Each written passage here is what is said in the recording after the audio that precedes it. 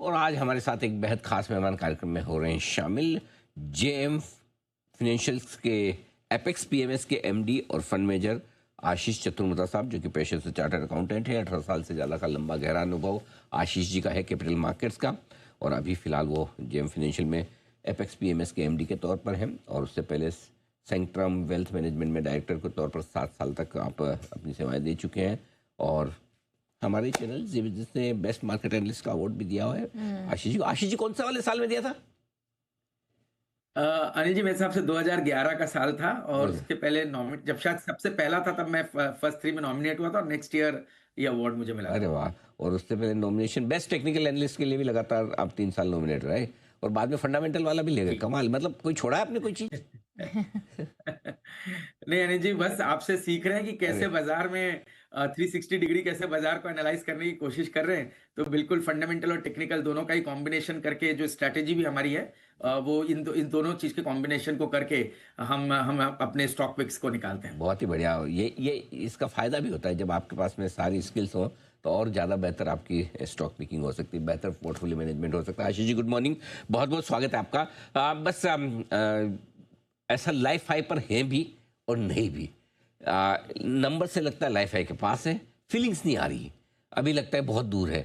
क्या डायरेक्शन, कैसे देख रहे हैं आप इस वक्त मार्केट को? बिल्कुल। तो अनिल जी, बिल्कुल आपने सही कहा। देखिए, एक तो अगर से आप डेटा से देखें तो ऑलमोस्ट 72% स्टॉक्स इस समय पे बाजार में जो कि एक्टिवली ट्रेडेड, अगर से हम स्टॉक्स की बात करें जो लगभग 2000 स्टॉक्स है, उसमें से 72% स्टॉक्स इस समय पे रेड, ये साल ईयर टू डेट में हमने देखा कि रेड है। जबकि बाजार को अगर से आप देखें तो बाजार न्यू ऑल टाइम हाई के आसपास ट्रेड कर रहा है, और मात्र 28-30% स्टॉक्स जो है इन्होंने बाजार के बराबर या उससे बेहतर रिटर्न बनाने की कोशिश की। तो बहुत ही कॉन्सेंट्रेटेड मार्केट इस समय हमें देखने को नजर आ रहा है। और ये देखिए, इसको आप नेगेटिवली ये देख सकते हैं कि इस साल बहुत ज्यादा खराब एक एडवांस डिक्लाइन का दौर रहा, ब्रॉडर मार्केट्स में वीकनेस रही। बट वहीं अगर से हम सिल्वर लाइनिंग की बात करें तो एक अच्छी बात यह है कि काफी सारे स्टॉक्स जो है वो 30 से 50% का करेक्शन पिछले एक साल में दिखा चुके हैं। और ये वो सेक्टर्स हैं या कंपनीज हैं जिनमें हमें लगता है कि लॉन्ग टर्म जो टेलविंड है सेक्टर्स की, वो बहुत ही मजबूत है। और अब क्योंकि ये स्टॉक 30-40-50% के डिस्काउंट पे मिल रहे हैं, तो आपको कहीं ना कहीं एक बहुत ही अट्रैक्टिव बाइंग अपॉर्चुनिटी इन स्टॉक्स के अंदर में देखने को नजर आ सकती है। दूसरी बात, हमें लगता है कि वैल्यूएशन जो है वो कंपैरेटिवली बहुत बेहतर हो चुके हैं, और अर्निंग ग्रोथ का जो मोमेंटम है वो स्ट्रांग होने की तैयारी हो रही है। जैसे कि आप जितने भी एस्टिमेट्स पढ़ेंगे तो आने वाले 2-3 सालों का जो अर्निंग एस्टिमेट है वो काफी स्ट्रांग है। खास तौर पर जिस तरह से गवर्नमेंट ने ये जो जीएसटी के रिफॉर्म्स लाए, इनकम टैक्स के अंदर रिलीफ दिया, और आरबीआई ने जो लिक्विडिटी इंफ्यूज करके कंटिन्यूसली मार्केट के अंदर में एक लिक्विडिटी का एनवायरनमेंट बनाया, उसकी वजह से हमें लगता है कि ओवरऑल स्पेंडिंग, डिस्क्रिशनरी स्पेंडिंग बढ़ेगी। और क्योंकि डिस्क्रिशनरी स्पेंडिंग बनेगी तो प्राइवेट केपेक्स, जो काफी लंबे समय से एक कंसोलिडेशन में चल रहा था, कहना चाहिए कि गवर्नमेंट केपेक्स से बाजार के अंदर में तेजी थी, वो प्राइवेट केपेक्स अब हमें आते हुए बाजार में नजर आएगा। तो उसके चलते बैंकिंग में भी क्रेडिट ग्रोथ काफी अच्छी देखने को नजर आ सकती है। तो ऑल इन ऑल मैं समझता हूं कि ये बहुत अट्रैक्टिव टाइम है एक अच्छा पोर्टफोलियो कंस्ट्रक्ट करने के लिए। इंटरेस्टिंग बात आपने कही कि अच्छा पोर्टफोलियो बनाने के लिए एकदम बेस्ट टाइम है। तो पोर्टफोलियो बनाने के लिहाज से कहाँ आपका फोकस है? क्या कुछ आप अपने पोर्टफोलियो में रखना चाहेंगे और किसे बाहर करेंगे? बिल्कुल। तो अनिल जी, जैसे मैंने कहा कि बैंकिंग एक ऐसा स्पेस है जहां पर पे 8 से 9% की क्रेडिट ग्रोथ हमें पिछले 3-4 सालों में देखने को मिली। आने वाले समय की एक्सपेक्टेशन ये है कि जो बैंकिंग क्रेडिट ग्रोथ है वो 13 से 14% की होती हुई नजर आएगी। उसमें भी अगर से आप देखेंगे तो जो हमारे जो नेट एनपीए के नंबर्स हैं, क्रेडिट ग्रोथ की, क्रेडिट कॉस्ट है, स्लिपेज रेशियोज है, ये बहुत ही कंफर्टेबल पोजिशन पे है।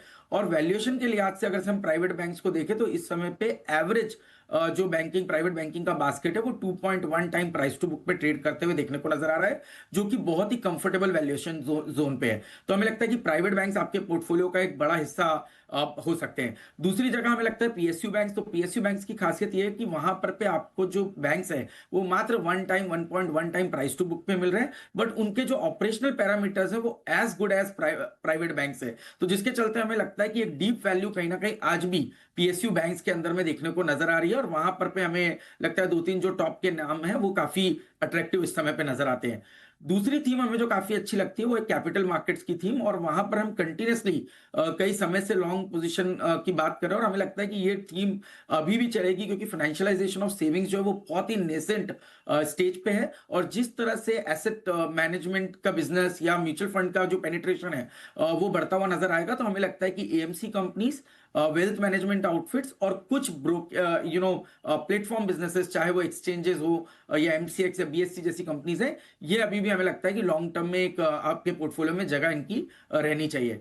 दूसरा जो स्पेस हमें काफी इंटरेस्टिंग लगता है अनिल जी, वो है पूरा का पूरा सीडीएमओ का space, which is into pharma. और फार्मा में हमारा ये मानना है कि अगर से फार्मा सेक्टर 7-8% से ग्रो होगा, तो सीडीएमओ की जो अपॉर्चुनिटीज है, जिसको हम कॉन्ट्रैक्ट मैन्युफैक्चरिंग या डेवलपमेंट मैन्युफैक्चरिंग ऑर्गेनाइजेशंस कहते हैं, वहां पर पे जो ग्रोथ है वो 15% के आसपास आएगी टॉप लाइन में, और प्रॉफिट ग्रोथ ऑलमोस्ट 18-20-22% की ग्रोथ हो सकती है, क्योंकि ऑपरेटिंग लिवरेज वहां पर किक इन होगा। तो हमें लगता है कि ऐसी सीडीएमओ कंपनीज काफी अट्रैक्टिव रहेगी। इसमें हमने पहले भी चर्चा की है कुछ नामों की, एज जैसे कि डिवीज लैब, लॉरस लैब जैसी कंपनीज जो है, वहां पर पे एक बड़ी ग्रोथ हमें देखने को नजर आ सकती है, क्योंकि सीडीएमओ अपॉर्चुनिटी काफी इंटरेस्टिंग नजर आ रही है। तो ये जो तीन थीम है, साथ ही साथ एक जो हम हाई बीटा थीम जिसको कहेंगे, थोड़ा सा रिस्क मोड पे, वो होगी मेटल की थीम। अनिल जी, ये समझना बहुत जरूरी कि मेटल की जो थीम है वो क्यों अच्छी लगती है।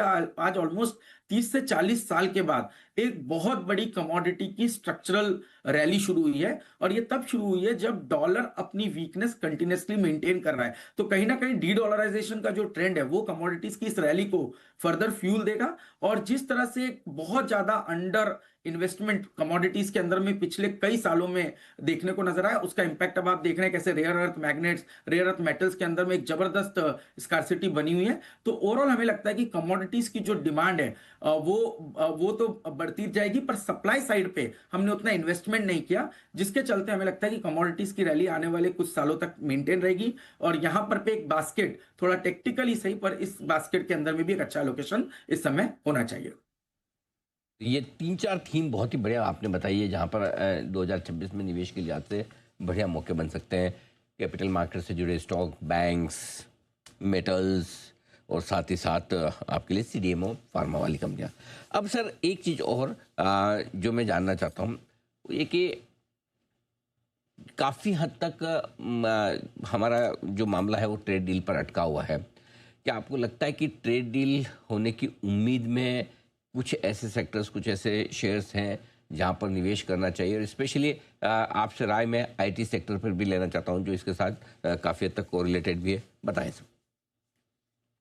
तो अनिल जी, बिल्कुल आपने सही कहा कि आईटी एक ऐसा सेक्टर रहा है जिसने बहुत बड़ा अंडर परफॉर्मेंस ब्रॉडर मार्केट्स के अगेंस्ट दिया, और उसका दो मूलतः कारण थे। एक तो था ट्रेड डील, और दूसरा डिस्क्रिशनरी आईटी स्पेंडिंग, यूएस में रिकवरी होने का स्कोप। अब जैसे जैसे इंटरेस्ट रेट कट होने की बात होने लग गई है और इंटरेस्ट रेट कट होना शुरू हुआ है, इससे एक स्कोप जो बहुत इंप्रूव हो सकता है वो होने जा रहा है, वो है डिस्क्रिशनरी आईटी स्पेंडिंग यूएस के अंदर में रिकवर होना शुरू होगी। तो पहला बेनिफिट वहां पर देखने को मिलेगा। दूसरा, जिस तरह से रुपया के अंदर में एक बड़ी वीकनेस हमें देखने को मिली, उसका क्लियर बेनिफिट आईटी कंपनीज को देखने को नजर आएगा। और तीसरा, जिस तरह से अभी आपने देखा कोफोर्ज ने किस तरह से एक डील की, जहां पर पे एआई रिलेटेड उन्होंने कंपनी के अंदर में सिग्निफिकेंट इन्वेस्टमेंट किया, और ऑलमोस्ट 3.9 टाइम सेल्स के कंपैरिजन में उन्होंने उस कंपनी को खरीदा। ये क्लियर, और उन्होंने कहा भी कि ये डिफाइनिंग मोमेंट है कंपनी के लिए। तो कहीं ना कहीं ये क्लियर इंडिकेशन है कि जो भी कंपनीज आने वाले समय में अपनी एआई कैपेबिलिटीज के ऊपर फोकस करेगी,